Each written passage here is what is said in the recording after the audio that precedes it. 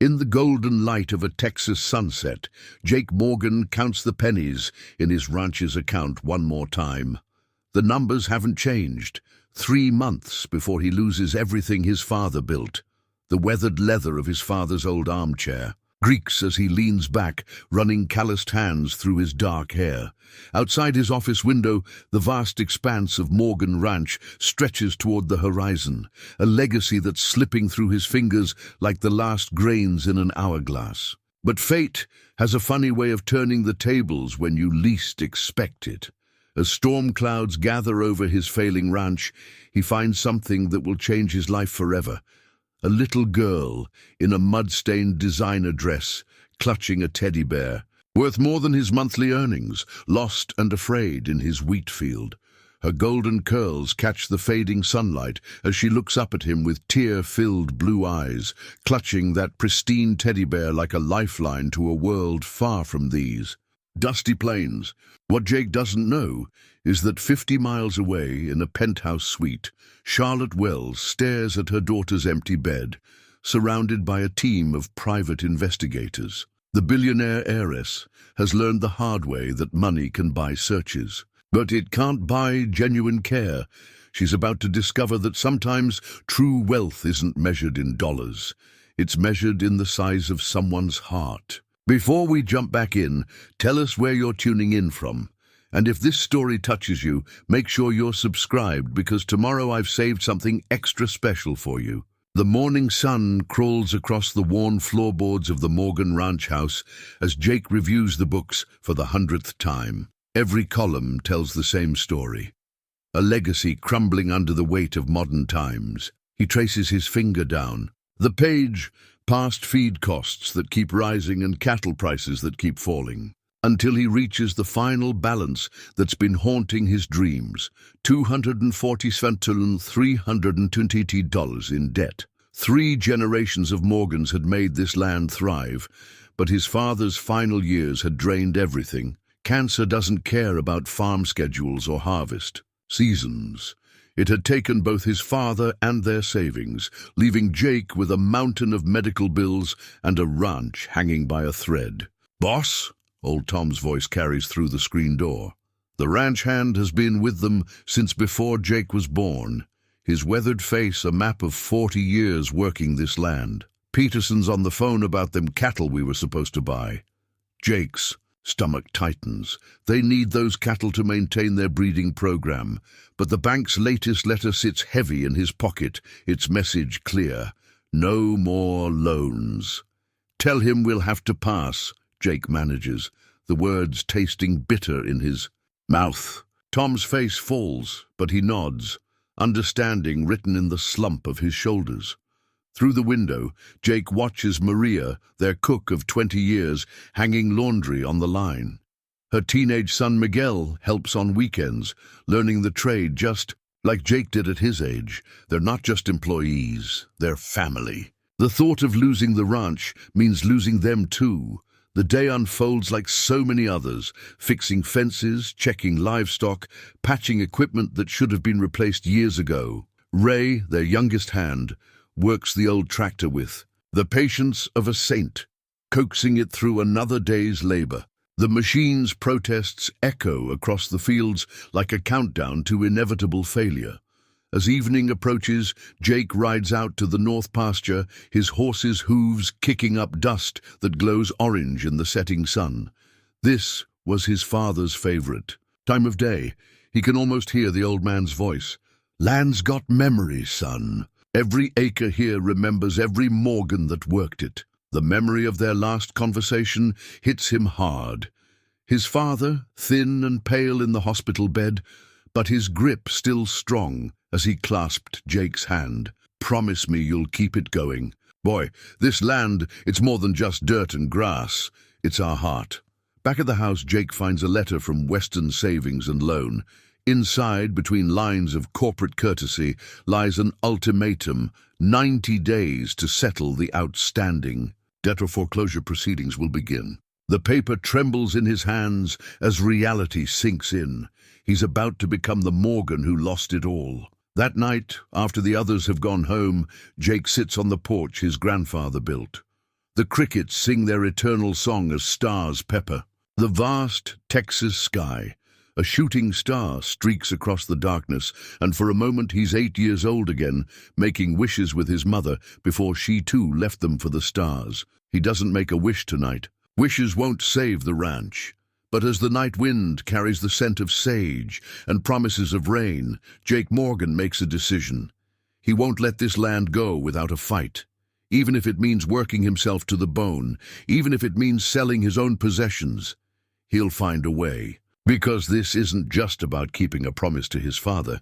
It's about preserving a piece of the world where people still look each other in the eye, where a handshake means something, where family isn't defined by blood, but by the bonds, forged in shared struggles and triumphs.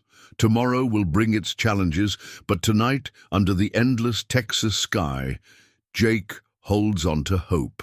Sometimes the darkest hour comes just before dawn, and maybe, just maybe, fate has something in store that even he couldn't predict. The wheat field ripples like a golden ocean in the afternoon breeze when Jake first hears it, a sound that doesn't belong among the rustle of crops and chirping crickets. A child's cry carried on the wind. He reins in his horse, listening. There it is again, stronger this time. Without hesitation, he guides his mount toward the sound, the wheat parting before them like waves. The sun beats down mercilessly as he searches, sweat trickling down his neck. Then he sees her. A little girl, no more than 6, stands in a small clearing where the wheat has been trampled down. Her designer dress, the kind Jake's only seen in magazine ads, is smeared with dirt and tears. Golden curls stick to her tear-stained cheeks, and in her arms she clutches a teddy bear that looks fresh from a luxury store shelf. "Hey there, sweetheart," Jake calls softly, dismounting slowly to avoid frightening her. "Are you lost?" The girl sniffles, taking a small step back. Her eyes, bright blue and filled with tears, study him warily. The teddy bear rises to cover half her face. "I'm Jake," he continues, crouching down to her level. "This is my ranch you're standing on. Would you like some water? It's awful hot out here." She nods almost imperceptibly, the bear lowering just slightly. Jake reaches for his canteen, moving deliberately, like he would around a spooked colt. "What's your name, darling?" "Emma," she whispers, voice hoarse from crying. She accepts the canteen with tiny, trembling hands. "That's a pretty name. And who's your friend there?" Jake gestures to the bear. "Mr. Sparkles," she says, a ghost of a smile flickering across her face. "Mommy gave him to me." "Well, it's nice to meet you both, Emma and Mr. Sparkles. Can you tell me how you got here?" Her face clouds over. "I was at the big store with Miss Patricia. She was talking on the phone. I saw a butterfly." Her voice trails off, lower lip quivering. Jake's mind races. The nearest shopping center is 15 miles away. How long has this child been wandering? "Miss Patricia," he prompts gently. "My nanny," Emma explains, and Jake notices for the first time the subtle signs of wealth in her appearance. The perfect cut of her hair, the tiny diamond studs in her ears, the designer label peeking out from her collar. "Do you know your mommy's phone number, Emma?" She shakes her head, fresh tears welling up. "Miss Patricia said I should know it, but I keep forgetting." "That's okay, sweetheart. We'll figure this out." Jake pulls out his phone, but the screen shows no signal, typical for this part of the ranch.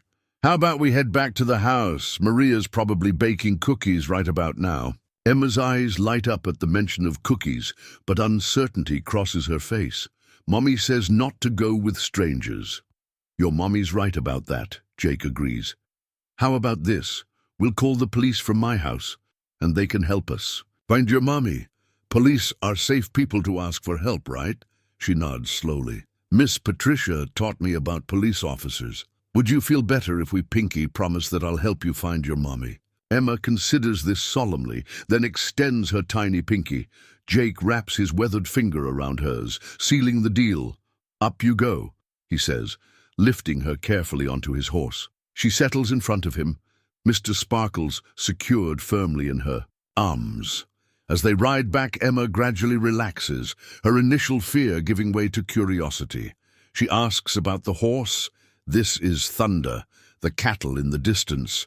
Those are our Texas Longhorns, and every bird that catches her eye, Maria's. Shock is evident when Jake walks into the kitchen with a lost child in designer clothes, but she recovers quickly. Within minutes, Emma is seated at the worn kitchen table with a glass of milk and fresh-baked cookies.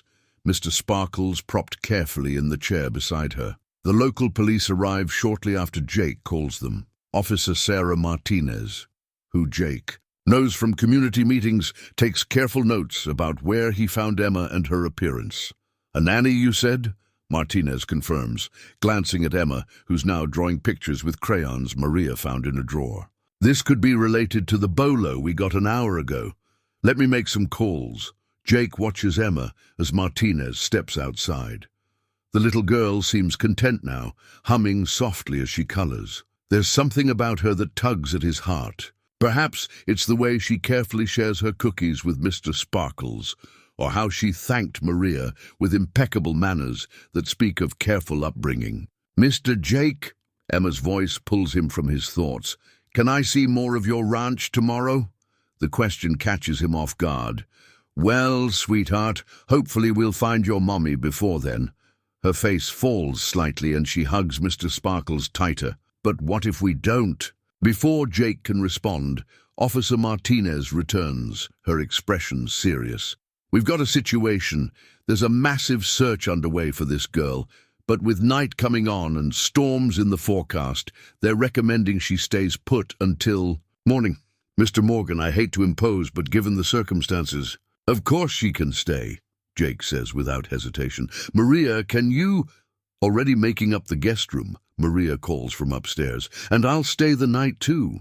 As the evening settles in, Jake watches Emma helping Maria make the bed, chattering about her favorite stories and asking if they can make pancakes tomorrow. Something about her presence makes the old house feel different, lighter somehow, as if her innocent joy is pushing back the shadows of his worries. Later, after Emma's tucked in with Mr. Sparkles and Maria's settled in the next room, Jake sits at his father's desk again.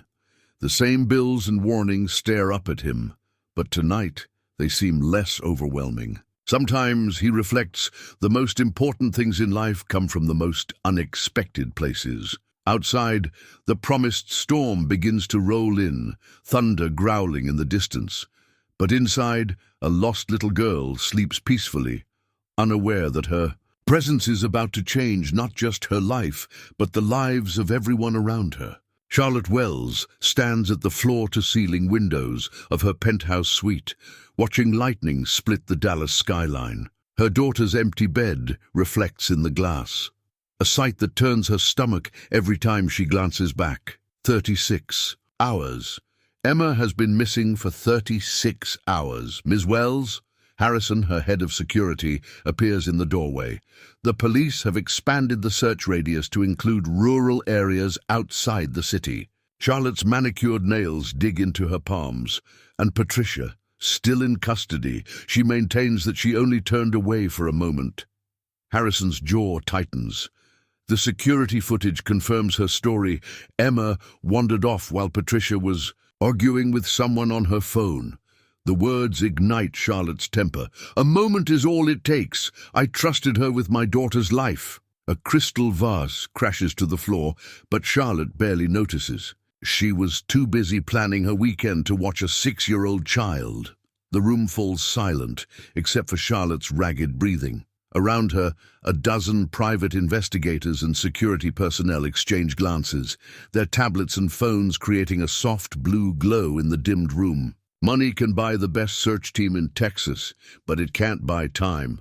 "What about the ransom demands?" she asks, forcing her voice steady. Harrison shakes his head. "All false leads so far. These opportunists crawl out whenever a wealthy family—" "Don't," Charlotte cuts him off.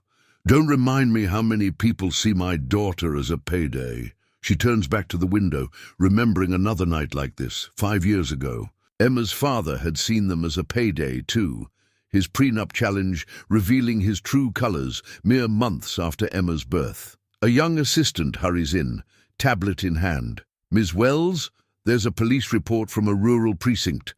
A child matching." Emma's description. Charlotte spins around. "Where?" "Morgan Ranch, about 50 miles outside the city." The local officer reports. But Charlotte is already moving. "Get the helicopter ready, now." "Ma'am," Harrison steps forward. "The storm." "Then get me a car, any car. Just get me there." As her team scrambles to comply, Charlotte grabs Emma's favorite blanket from her bed, holding it close. The familiar scent of her daughter's shampoo brings tears to her eyes. The drive feels endless. Charlotte watches rain lash against the SUV's windows, each lightning flash illuminating vast stretches of empty land. How did her baby end up out here? The thought of Emma alone in this wilderness makes her chest tight. Her phone buzzes constantly. Board members asking about tomorrow's merger meeting. Her mother insisting this wouldn't have happened if Emma was in private school. Reporters seeking statements. Charlotte ignores them all. For the first time in years, the empire she's built seems meaningless. "You'll want to see this, Ms. Wells." Harrison passes back his tablet. On the screen, security footage shows Emma following. A butterfly, her nanny distracted by what appears to be a heated phone call. Frame by frame, her daughter disappears into the crowd. "Play it again," Charlotte whispers, torturing herself with each viewing. She should have been there, but the board meeting had run long, as they always did. Another sacrifice on the altar of success.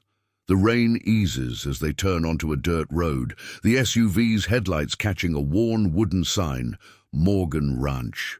Charlotte's heart pounds. Somewhere ahead, maybe her daughter is sleeping safely, unaware of the terror she's lived through these past 2 days. Background check on the owner came through, Harrison reports. Jake Morgan, 34. Inherited the ranch 3 years ago when his father died. Place is nearly bankrupt, but his record's clean, no criminal history.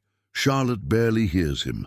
Her eyes are fixed on the approaching farmhouse, its windows warm with light against the stormy night.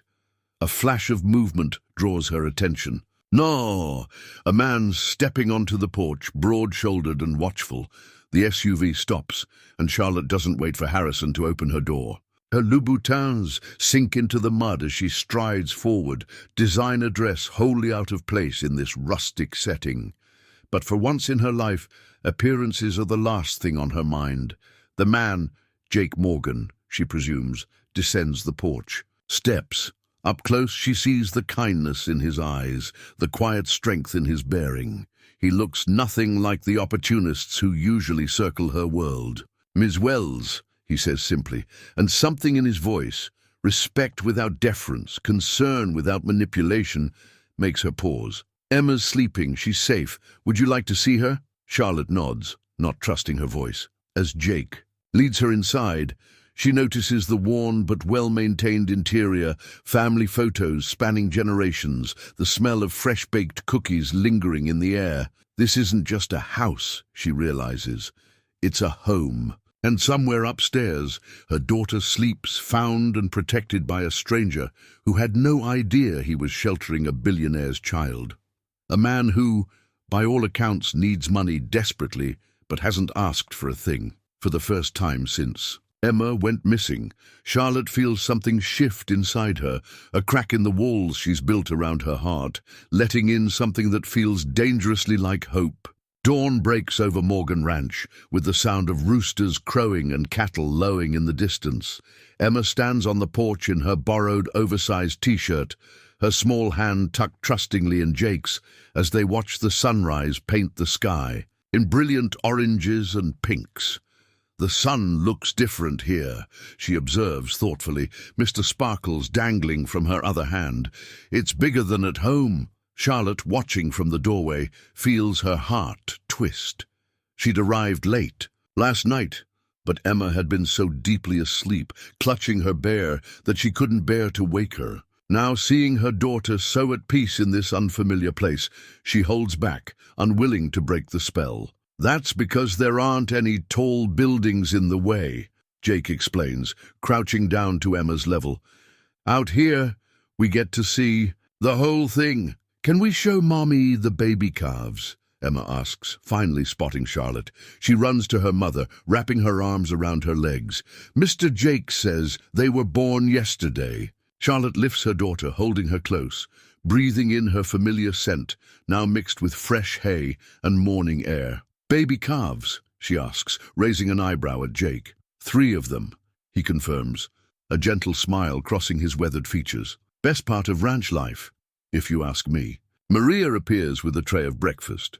Fresh eggs, still warm bread, and what looks like homemade jam. Breakfast first, adventures later, she declares, giving Emma's hair an affectionate pat. The morning unfolds in a way Charlotte has never experienced.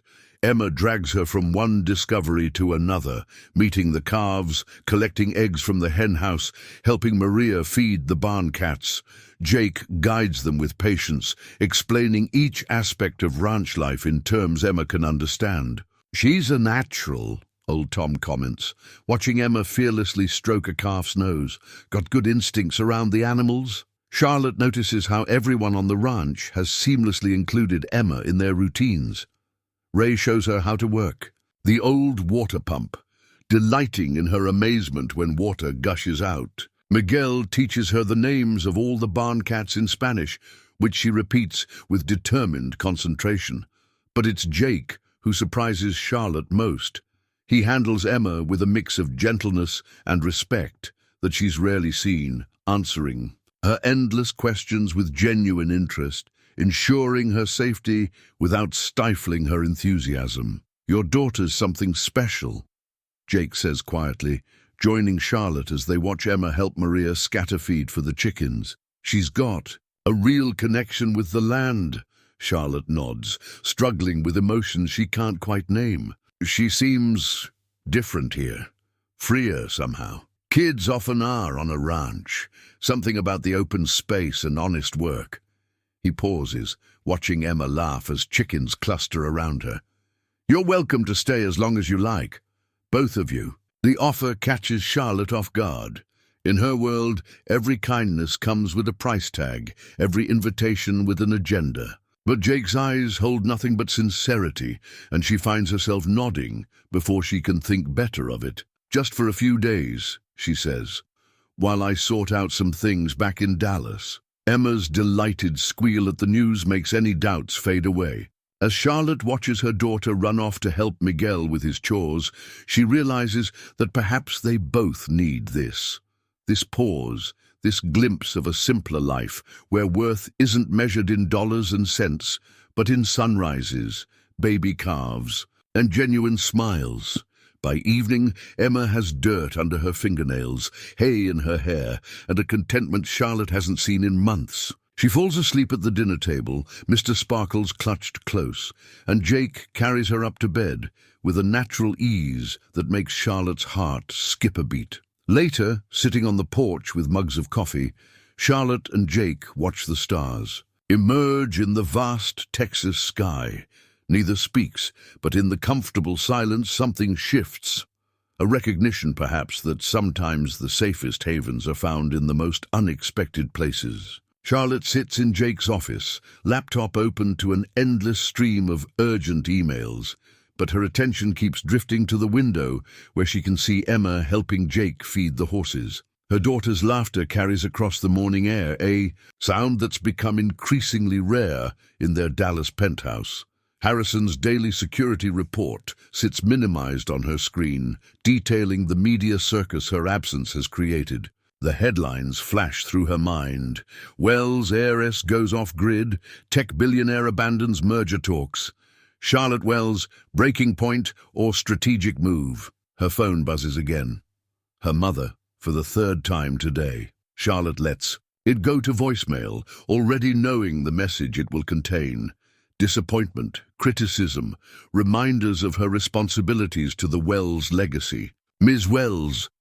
Her assistant's voice comes through the laptop speaker. The board is requesting an emergency meeting. They're concerned about the Morrison merger. Push it back, Charlotte interrupts, watching Emma demonstrate to Jake how Mr. Sparkles likes his ears scratched. Family emergency. But Ms. Wells, the shareholders... I said push it back. Her tone leaves no room for argument. She closes the laptop, silencing the demands of her other life. Rising from the desk, Charlotte catches her reflection in the window. Designer clothes and perfect makeup look absurdly out of place here, yet Emma, in borrowed overalls and muddy boots, has never seemed more in her element. The memory of Emma's father surfaces unbidden. James had seemed so perfect, charming, successful, understanding of her position as heir to the Wells fortune. Until the pregnancy, until he showed his true colors, demanding more money, threatening to take Emma if she didn't pay. The legal battle had been ugly, but private investigators had uncovered his pattern of targeting wealthy women. In the end, her money had bought silence and full custody, but the price had been her trust. A knock at the door pulls her from these thoughts. Maria enters with coffee and what looks suspiciously like freshly baked coffee cake. "You haven't eaten," the housekeeper states matter-of-factly, setting down the tray. "Jake mentioned you've been working since dawn." Charlotte starts to protest, but Maria's stern look stops her. It's been years since anyone dared to mother her this way, since anyone cared enough to try. "Thank you," she says instead, accepting the cake. "For everything, for watching over Emma yesterday." Maria's expression softens. "That child is a blessing, reminds me of Jake at that age, always curious, always kind." She pauses, looking out at Jake and Emma. "He's good with her." "He is," Charlotte agrees quietly. "Life hasn't been easy for him since his father passed. The ranch," Maria hesitates. "Well, it's not my place to say." But Charlotte has already seen the signs, the outdated equipment, the repairs needed on the buildings, the careful way Jake manages their resources. Her business mind automatically calculates the ranch's value, its potential if properly invested in. Yet something stops her from thinking further. Here, for the first time in years, she and Emma have found people who see them, not their bank account. The sound of hooves draws her attention. Jake is leading a gentle mare, Emma secured in front of him in the saddle. Her daughter's face shines with joy as they do a slow circuit of the corral. "He's nothing like James," she murmurs, almost to herself. Maria's knowing look makes her flush. "No, Mejia, he's not. Jake Morgan has never wanted anything but this land, and the chance to keep his father's dream alive." The words hit Charlotte harder than expected. In her world, everyone wants something. Every kindness has a price tag. Every relationship is a transaction. But watching Jake patiently teach Emma the basics of horsemanship, she sees something she's forgotten existed. Genuine care without agenda, kindness without calculation. Her phone buzzes again. This time it's her board chairman. The message terse. "The Morrison deal won't wait forever. Time to return to reality." Reality. As if this ranch, with its honest work and genuine connections, is somehow less real than the corporate games she plays in Dallas. Charlotte sets the phone aside, unanswered. For now, at least, she'll let herself believe in this different kind of reality. One where her daughter's laughter is more important than merger talks, where coffee cake comes with motherly concern, and where a rancher, with integrity and gentle hands, makes her wonder if not all men are like James after all. Jake's morning routine has shifted since Emma's arrival. Instead of starting before dawn, with the weight of the ranch's troubles heavy on his shoulders, he now begins each day by checking on his small guest. This morning, he finds her already, awake, sitting cross-legged on her bed with Mr. Sparkles, watching the sunrise through her window. "The cows are waking up," she informs him seriously, pointing to the distant pasture where the cattle are starting to move. "Can I help feed them today?" "Sure can, Princess," he says, the nickname falling naturally from his lips. "But first, how about some breakfast? Maria's making her special pancakes." Emma's face lights up but then turns thoughtful. "Can we make extra for Mommy? She always has meetings during breakfast at home." The innocent observation tugs at Jake's heart. He's noticed how Charlotte tries to balance her constant phone calls with spending time with Emma, the tension visible in her shoulders as she juggles both worlds. In the kitchen, Emma perches on a stool, helping Maria mix pancake batter. Jake watches as she carefully adds blueberries, her small tongue sticking out in concentration. The sight makes the pile of overdue bills in his office seem less overwhelming somehow. "Mr. Jake," Emma's voice pulls him from his thoughts. "Why does thunder like sugar cubes but not regular sugar?" "Well, that's an interesting question." He begins, launching into a simple explanation about horses that has Emma hanging on every word. He's discovered that she's endlessly curious about ranch life, soaking up knowledge like a tiny sponge. Charlotte appears in the doorway, already dressed for business, but pausing at the domestic scene before her. Emma proudly presents her with a slightly lopsided pancake, and something in Charlotte's professional demeanor softens. "Look what I made, Mummy. Mr. Jake says I'm a natural chef." "It's perfect, sweetheart," Charlotte says, settling at the table. For once, her phone remains untouched in her pocket. After breakfast, Jake takes Emma on his morning rounds. She's learned the routine now, checking fences, counting cattle, examining the crops. Her questions are getting more specific, showing real understanding of ranch operations. "Why is this part of the fence different?" she asks, pointing to a newer section.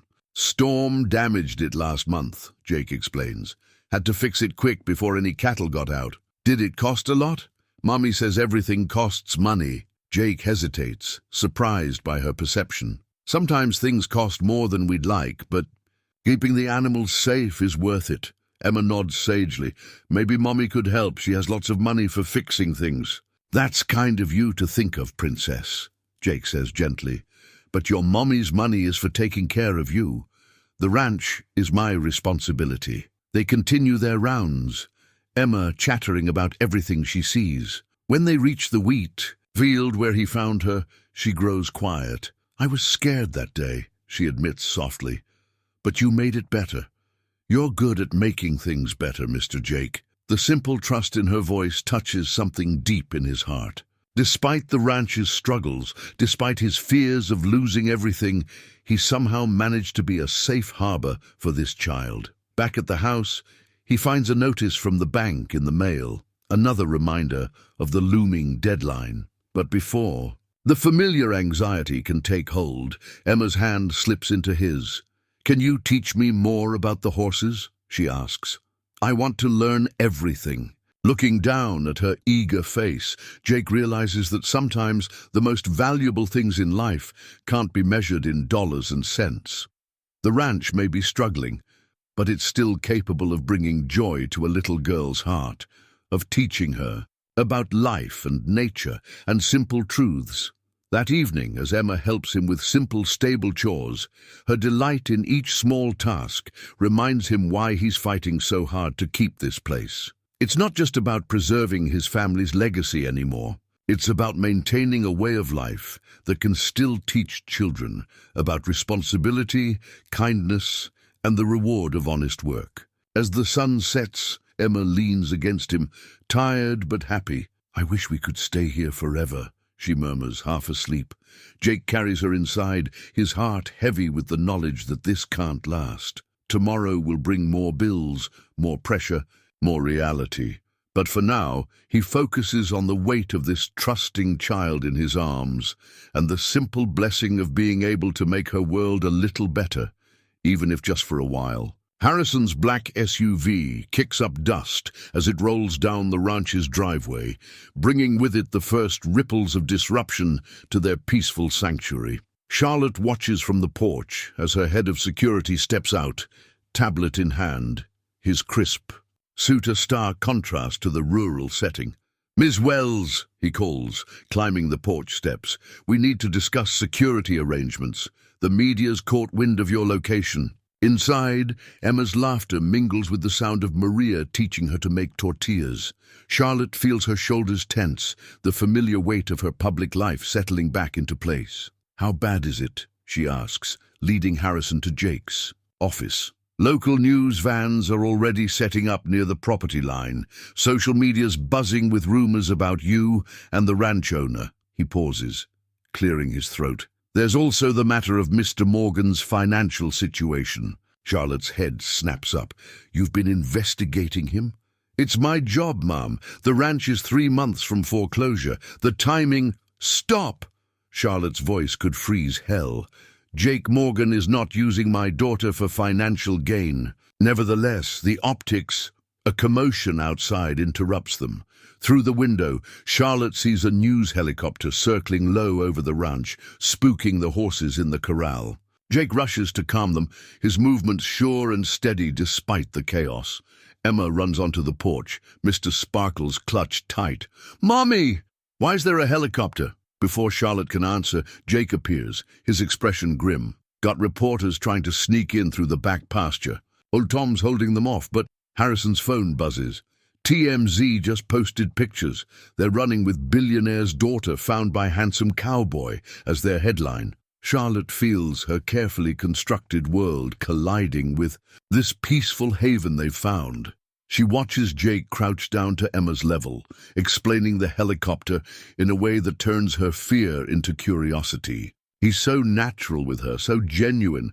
The thought of the media twisting this into something tawdry makes her sick. We should move you to a secure location, Harrison suggests. The Four Seasons has a private entrance. No, the word comes out sharper than intended. Emma's happy here. We're not running. Jake straightens up, his eyes meeting Charlotte's. Whatever you need, he says simply. The ranch can handle a few reporters. But it's more than just reporters. By afternoon, social media is ablaze with speculation. Charlotte's phone floods with messages from board members concerned about the company's image, from her mother warning about scandal, from Emma's father's lawyers sensing an opportunity. Jake finds her in the garden, where she's retreated to. Read the latest batch of emails. Emma's worried about you, he says, settling beside her on the old wooden bench. Says you've got your business face on. Despite everything, Charlotte feels a smile tugging at her lips. My business face? Her words, not mine. He pauses, looking out over his land. Listen, I know this is complicated. If you need to leave... Do you want us to? No. The answer comes quickly, firmly. But I don't want to make things harder for you either. Charlotte studies him. This man who has shown nothing but kindness, who asks for nothing in return, who is about to lose everything he loves and still puts others first. They're digging into your financial situation, she warns. The media. They'll try to paint you as a fortune hunter. His laugh holds no bitterness. Let them. Anyone who matters knows the truth. A shout from the house draws their attention.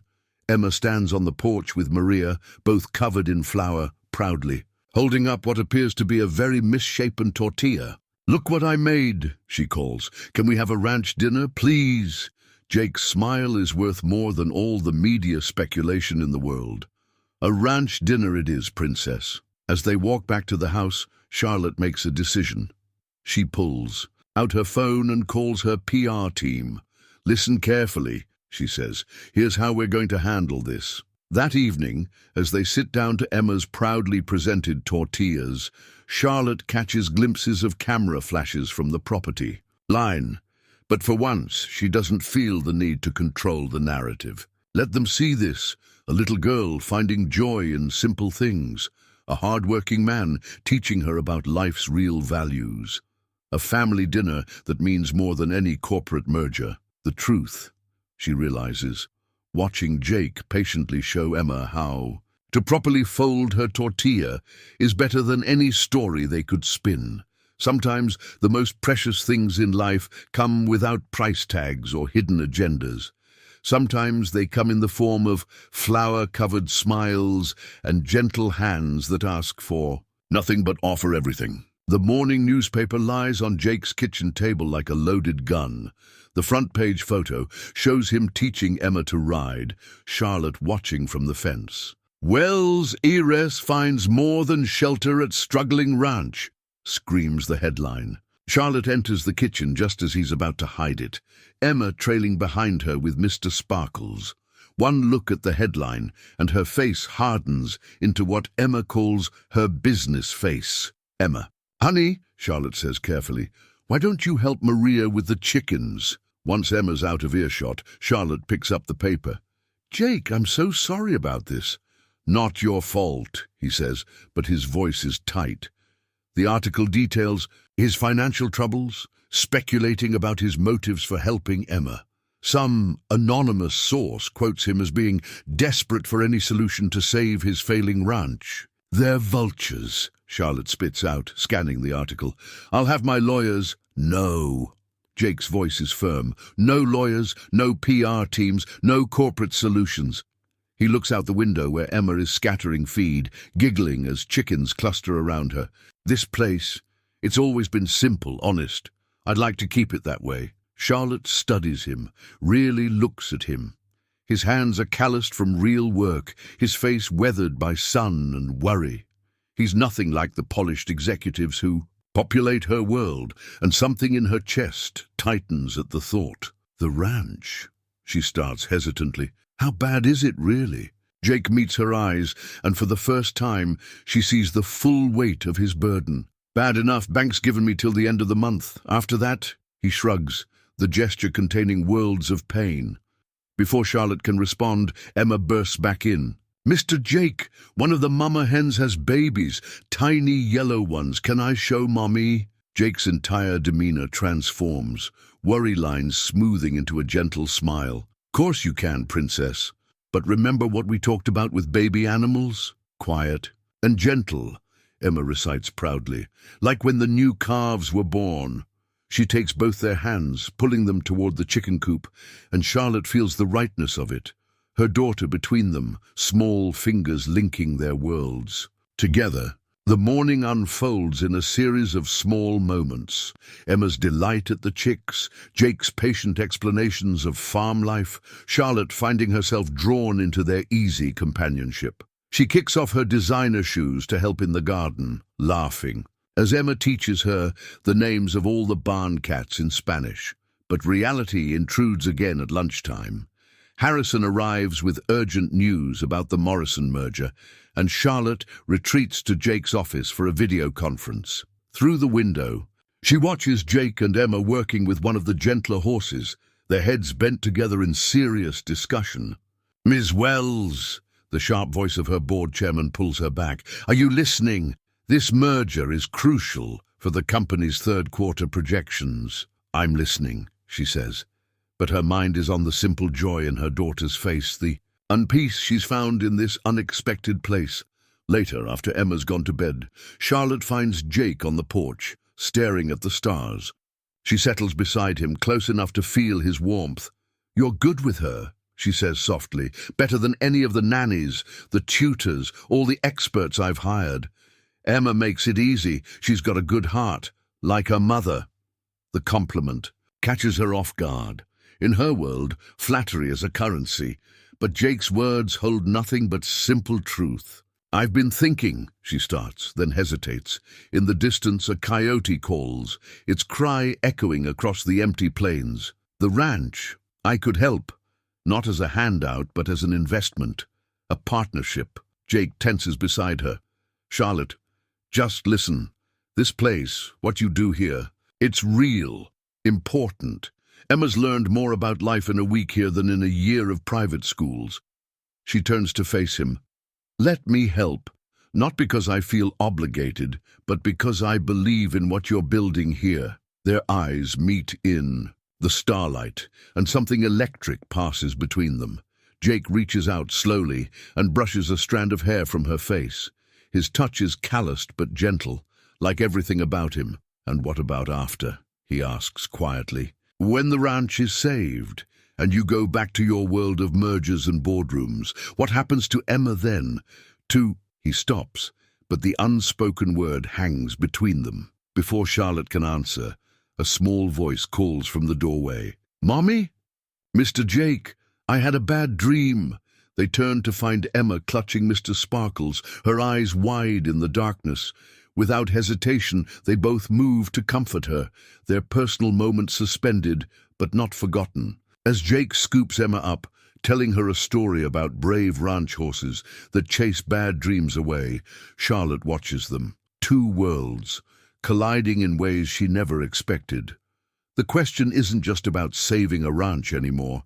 It's about saving this fragile, precious thing growing between them all.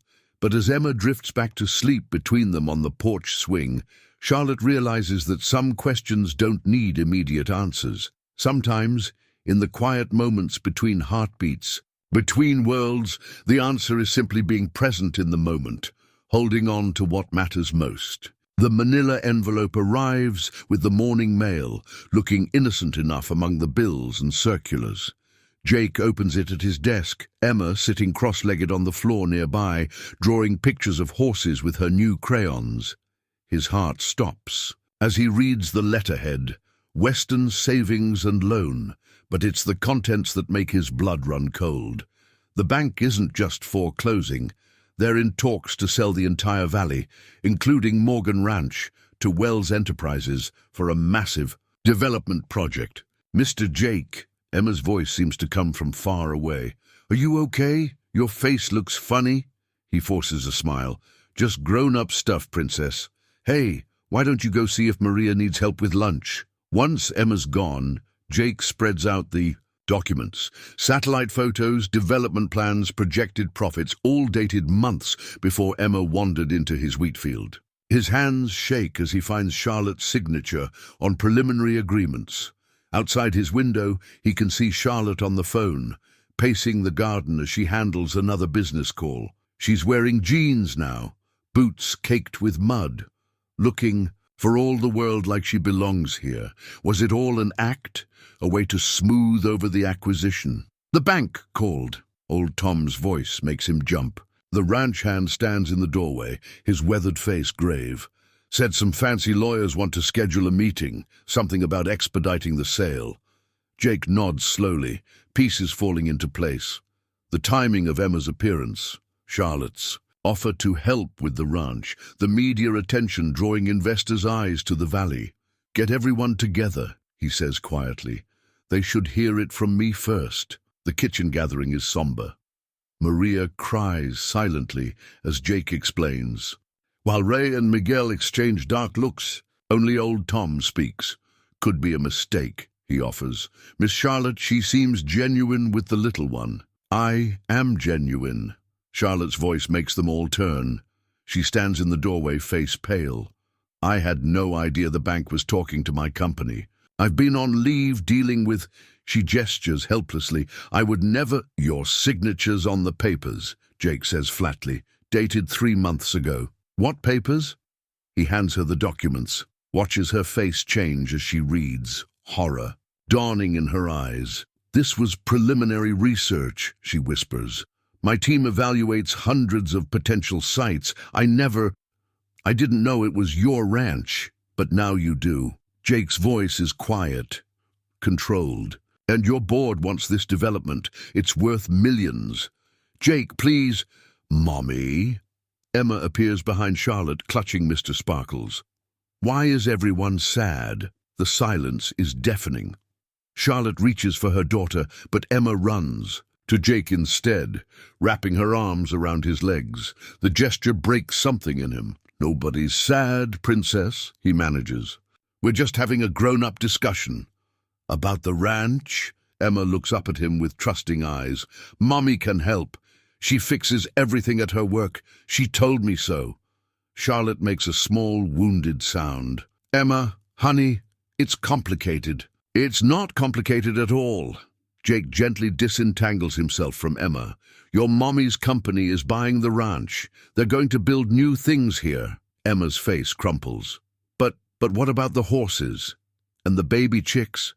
And our special breakfast spot? Emma, Charlotte steps forward. We should pack our things. No! Emma backs away. I want to stay with Mr. Jake. He promised to teach me to ride thunder by myself. Emma, please! But Emma runs from the room, her sobs echoing through the house. Maria hurries after her, shooting Charlotte a disappointed look. The kitchen empties, leaving Jake and Charlotte alone. Through the window they can see reporters still camped at the property line, waiting for their story. I'll stop it, Charlotte says. I'll call the board, cancel the development. Don't. Jake's voice is tired. Don't make promises you can't keep. This is business, right? Just business. That's not fair. What happened here with Emma, with us, was real? He meets her eyes. Was it? Or was it just convenient timing? Before she can answer, Harrison appears.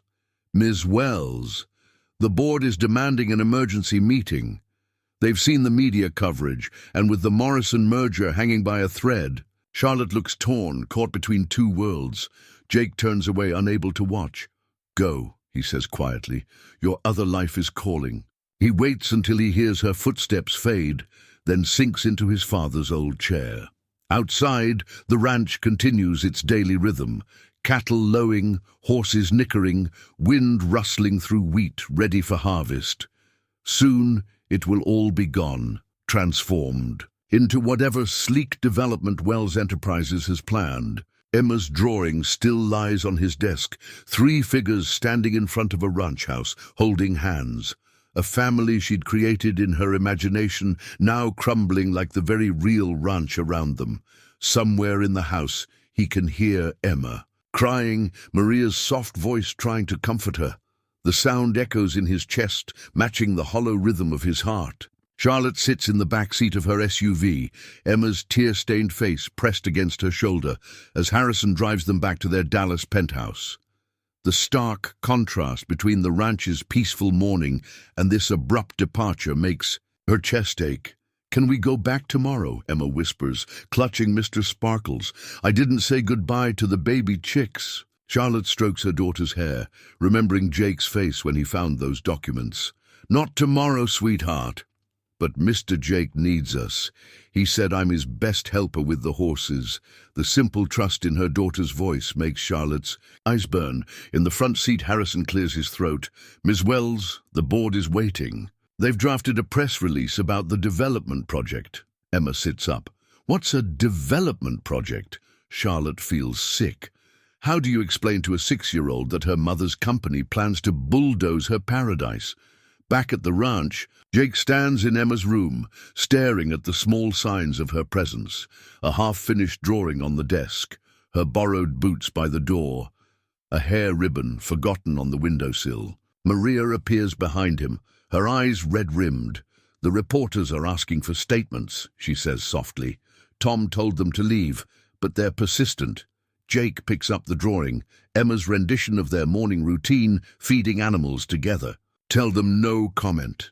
Jake. Maria hesitates. That woman, the way she looked at you, at Emma, that wasn't pretend. Doesn't matter now, does it? He sets the drawing down carefully. We've got work to do. Ranch won't run itself, even if it's not ours for much longer.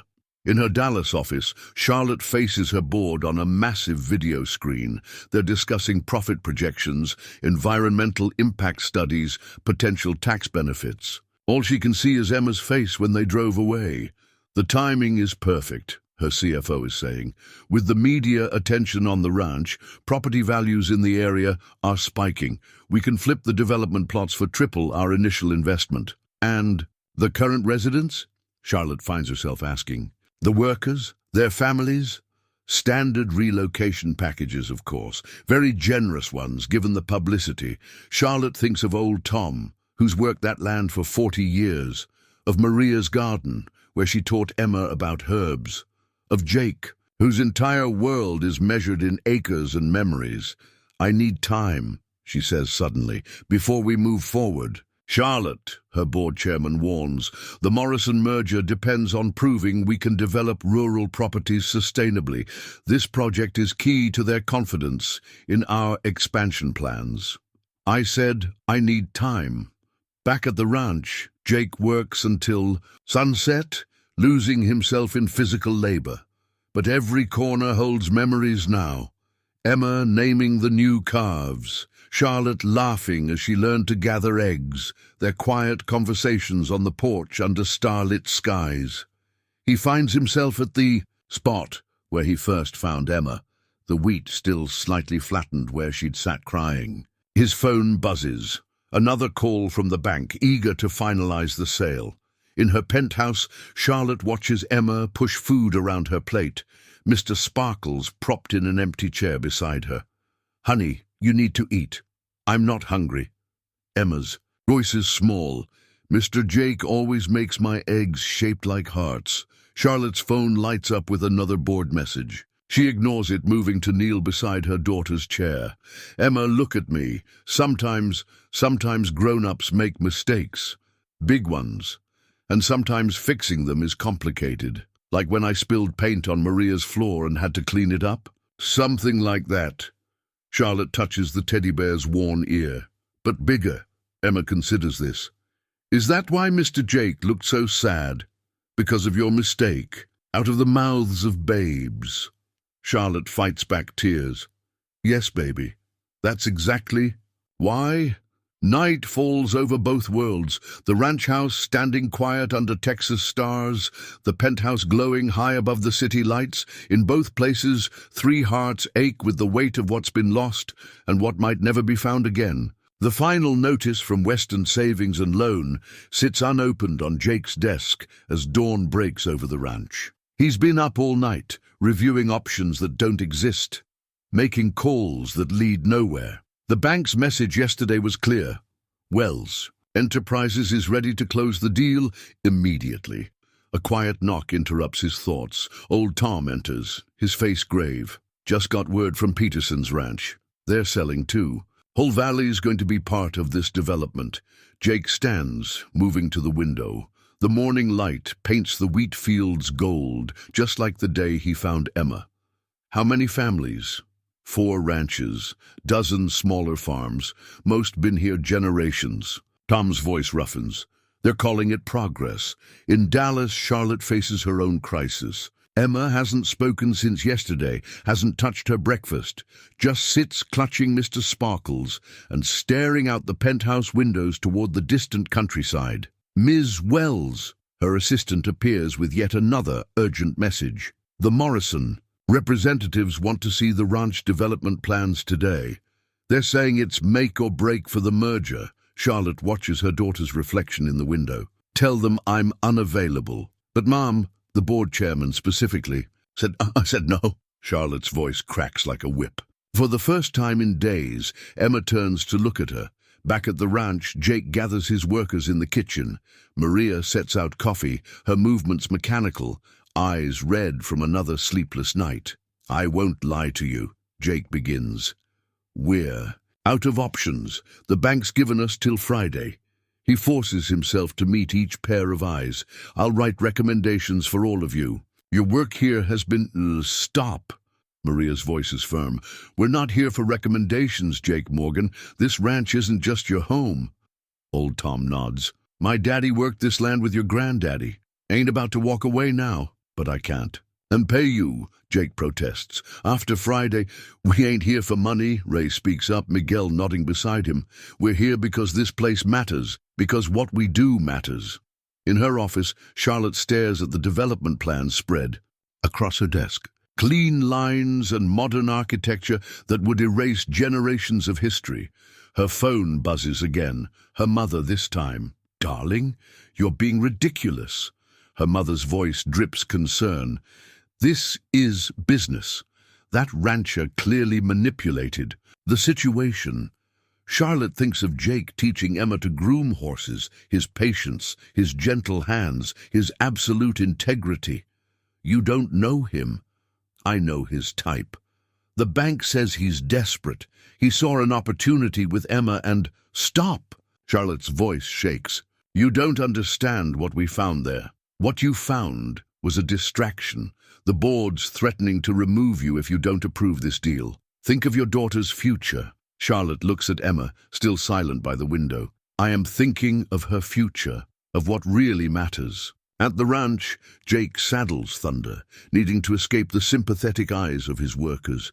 He rides to the wheat field, their wheat field, where a lost little girl changed everything. His phone rings, Charlotte's number.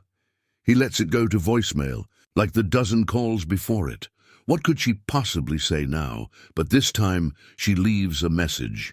Jake, please. I know you have no reason to trust me, but Emma, she's not eating, not talking. I need a pause, a shaky breath. We need to make this right. He closes his eyes, remembering Emma's laughter, Charlotte's smile in the morning light. the way they fit so perfectly into his world.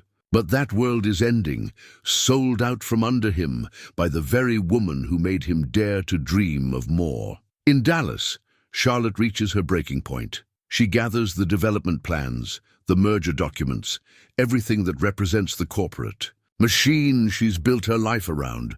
"Emma," she calls softly, "put on your boots." Her daughter looks up, confusion crossing her tear-stained face. "Boots?" "Yes." Charlotte's voice strengthens. "We're going home." The Wells Enterprises boardroom falls silent as Charlotte strides in, Emma's small hand clasped firmly in hers. 12 pairs of eyes follow them as they make their way to the head of the long mahogany table. Mr. Sparkles dangles from Emma's other hand, incongruous against the corporate sterility. "Charlotte," the board chairman, Richard Walsh, breaks the silence. "This is highly irregular. We agreed to meet about the Morrison merger, not... This is about the merger." Charlotte's voice is steel wrapped in silk. "And about Morgan Ranch." "Emma."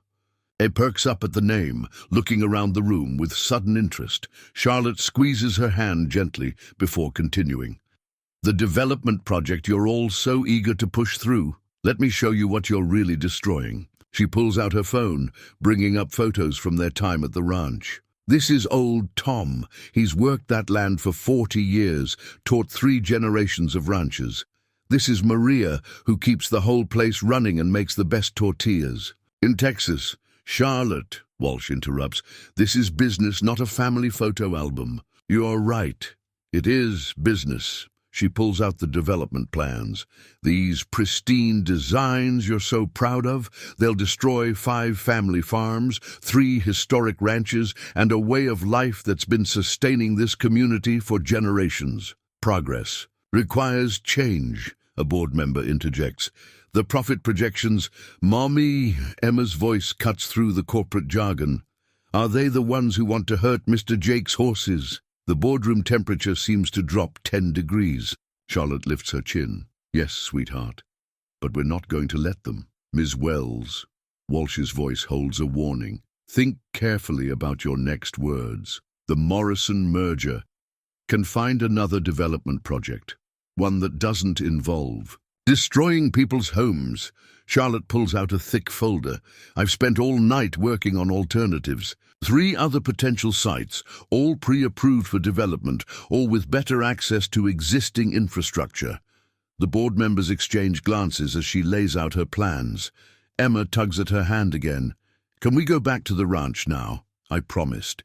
"Thunder a carrot." Charlotte looks down at her daughter, then back at her board. In their faces, she sees the same calculating ambition that's driven her own life for so long, until a lost little girl and a humble rancher showed her what really matters. "Actually," she says, straightening to her full height, "we can, because this isn't a negotiation.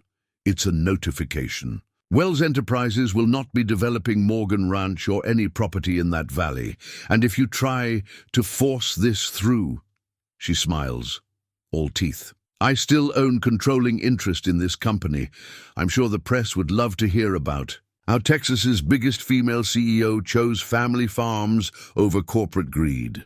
"You're throwing away years of work," Walsh sputters. "Your own mother built this company on development projects exactly like this." "No," Charlotte says softly. "I'm building something better, something my daughter can be proud of." She turns to Emma. "Ready to go home, sweetheart?" Emma beams, clutching Mr. Sparkles. "Can we show Mr. Jake my new drawings?" "We'll see." Charlotte gathers her papers, addressing the board one final time. "I expect those alternative proposals reviewed by Monday. And gentlemen, don't ever threaten what I love again." They leave the boardroom with heads high, Emma skipping beside her mother, unaware of the corporate earthquake they've just triggered. Charlotte's phone is already buzzing with messages, but for the first time in her career, she doesn't care. They have somewhere more important to be. The sun is setting when Charlotte's SUV turns onto the ranch's dirt road, painting the sky in fierce oranges and pinks. Emma presses her face against the window, practically vibrating with excitement as the familiar buildings come into view. "Look, Maria's still got her lights on," she exclaims, "and there's thunder in the corral." Charlotte's hands tighten on the steering wheel as she spots Jake on the porch, his figure silhouetted against the dying light. He stands as they approach, but doesn't move to greet them. "Mr. Jake!"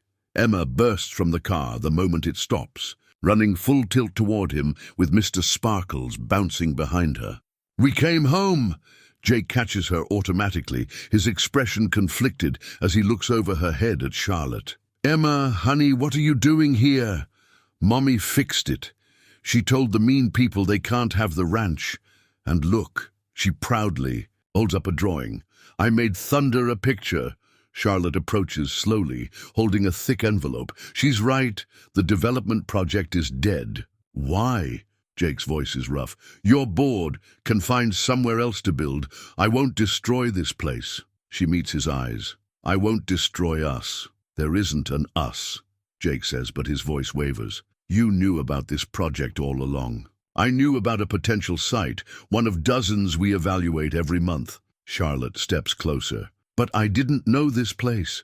I didn't know these people. I didn't know you." Emma looks between them, sensing the tension. "Mr. Jake, are you still mad at us?"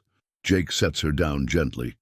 "Why don't you go show Maria your drawing? I bet she's missed you." Once Emma's gone, Charlotte holds out the envelope. "The bank papers. I've paid off the mortgage. I can't accept that."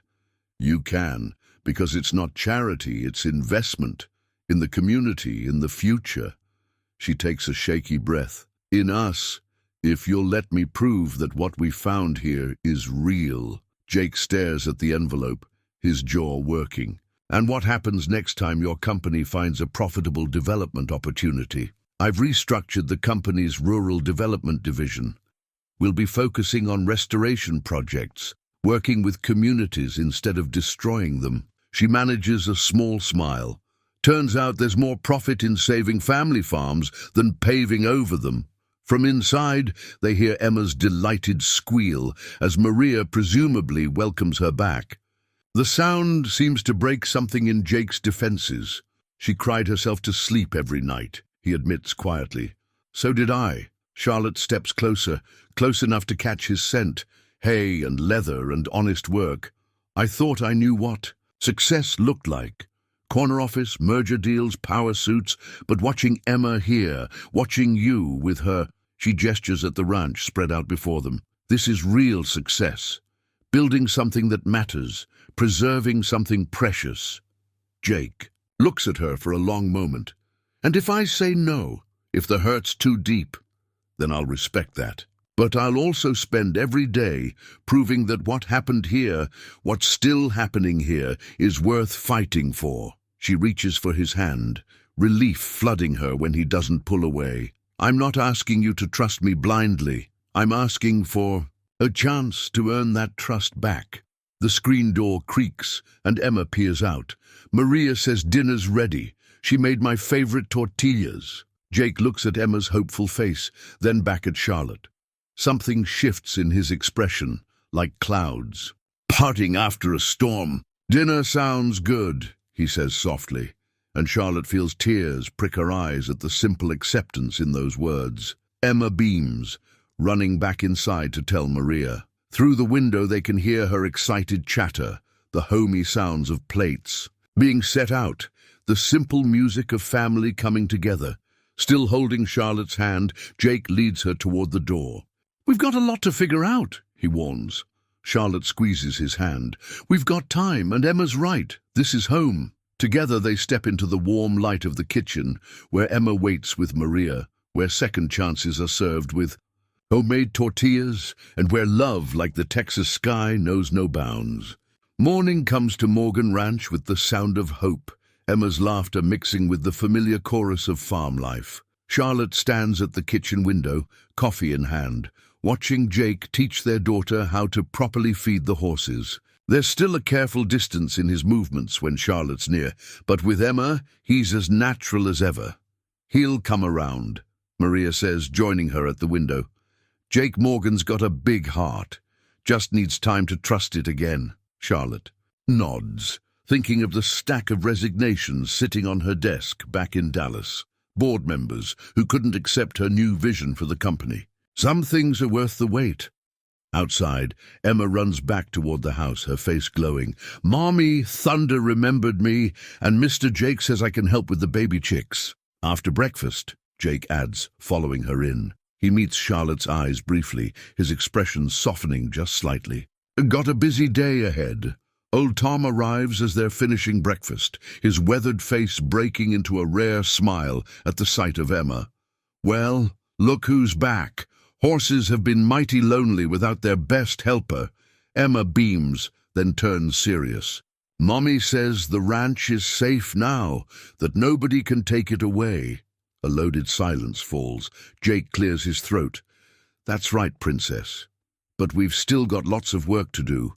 Ranch needs more than just saving, needs to thrive. I have some ideas about that, Charlotte ventures carefully. If you're willing to hear them.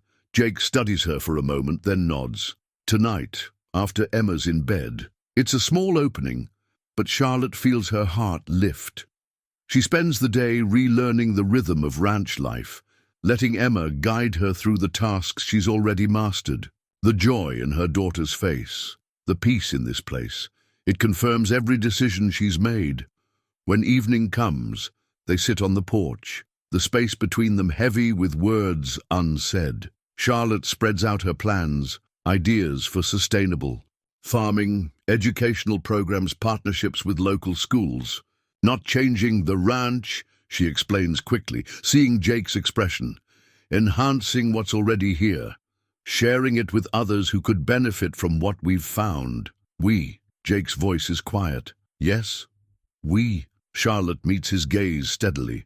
I meant what I said yesterday. I want to be part of this, part of everything here. Jake looks out over his land, silver in the moonlight. It won't be easy.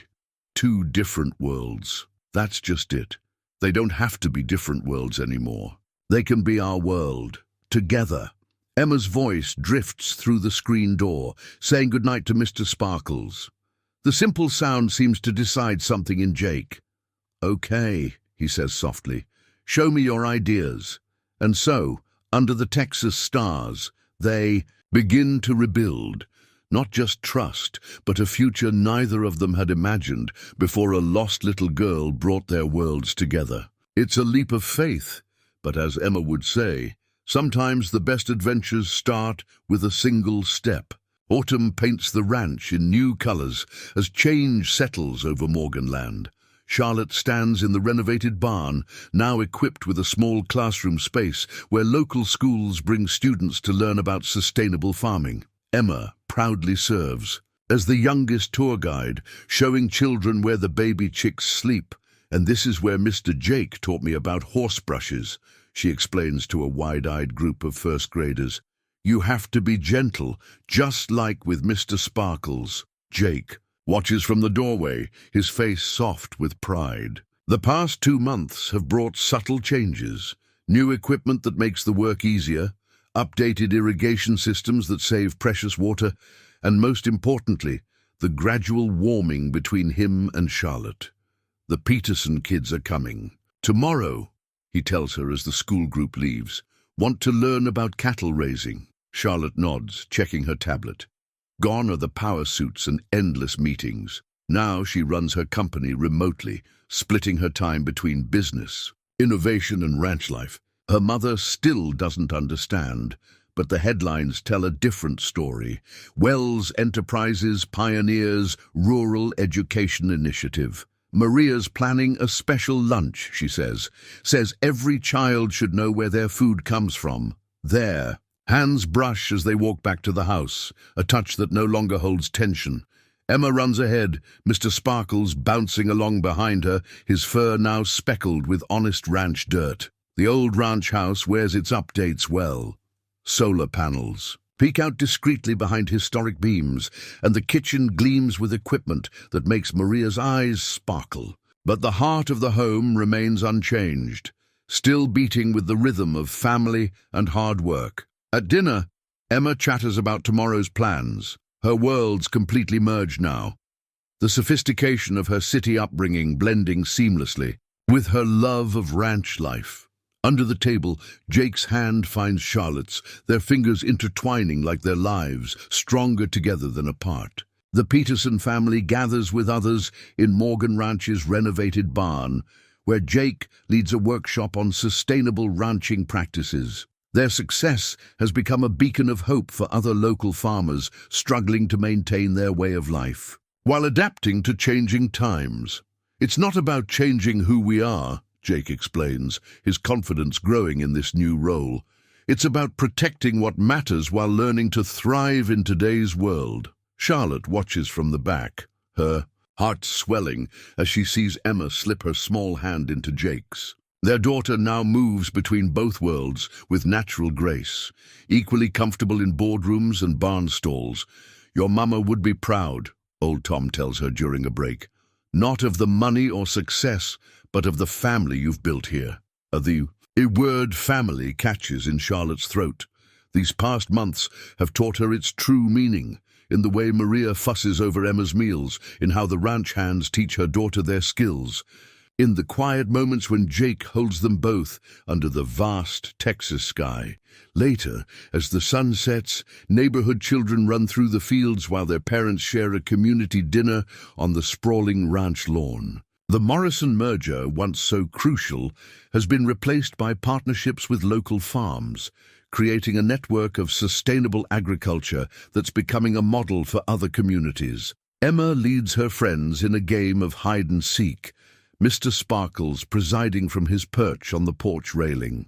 The teddy bear, like all of them, has found his place in this merged world, a bit worn, a bit changed, but better for the journey. Jake finds Charlotte by the old oak tree, where their story began with a lost little girl in a wheat field. His arms slip around her waist, natural now, as if they've done this forever. "Thank you," he murmurs against her hair. "For what?" "For showing me that sometimes the best traditions are the ones we build together." 1 year later, the wheat field where Jake found Emma blooms golden in the morning sun. A small gazebo now marks the spot, decorated today with wildflowers and ribbons. Mr. Sparkles sits in a place of honor, wearing a tiny bow tie for the occasion. Emma, in a flower girl dress that combines city elegance with country charm, scatters petals along a path worn by countless school tours and family walks. She pauses at the spot where her adventure began, looking back at the ranch house that's become so much more than a refuge. "Ready, princess?" Jake asks, his voice rough with emotion as he offers his arm to Charlotte. The wedding is small, witnessed by the community that's become family. Maria dabs at her eyes as old Tom leads Charlotte down the aisle. The Peterson kids sit with Emma in the front row, all of them giggling as Mr. Sparkles topples over during the vows. Charlotte's mother, who finally came around after seeing her granddaughter blossom in this new life, shares knowing looks with Maria as they both fuss over the reception details. The corporate world and ranch life have found their balance, just as the couple standing beneath the gazebo found theirs. "Remember when you thought I was just after your money?" Jake teases during their first dance. Charlotte laughs, pressing closer. "Remember when you thought I was going to pave over your ranch?" "Our ranch," he corrects softly, as Emma dances around. Then with Mr. Sparkles, above them the Texas sky stretches endless and blue, promising more adventures, more growth, more love. Sometimes, Charlotte reflects, you have to get lost to find your way home. And sometimes home is nothing like you imagined. It's better. As the sun sets on their perfect day, Emma falls asleep between them on the porch swing, Mr. Sparkles clutched close. She's no longer the lost little girl who wandered into a wheat field, just as they're no longer the people they were before fate brought them together. They've built something remarkable here. Not just a successful ranch or a transformed company, but a family that proves love knows no boundaries between worlds. And as the stars begin to twinkle overhead, Jake and Charlotte hold each other close, grateful for the twist of fate that turned a rescue into a forever home.